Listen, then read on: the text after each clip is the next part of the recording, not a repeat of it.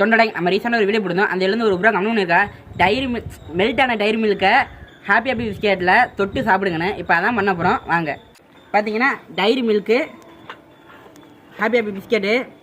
வாங்க இப்போ diary milk பிச்சுக்கலாம். இங்கே யாருங்க ஆல்ரெடி மெல்ட் ஆயிடுச்சுங்க. அடிக்கிற வெயிலுக்கு எதாக இருந்தாலும் மெல்ட்டாக தான் ஆக செய்யும். வேறு ஒன்றும் பண்ண முடியாது. இப்போ மெல்ட்டாக இருக்குது. வாங்க அப்போ நம்ம ட்ரை பண்ணலாம் எப்படி இருக்குதுன்னு.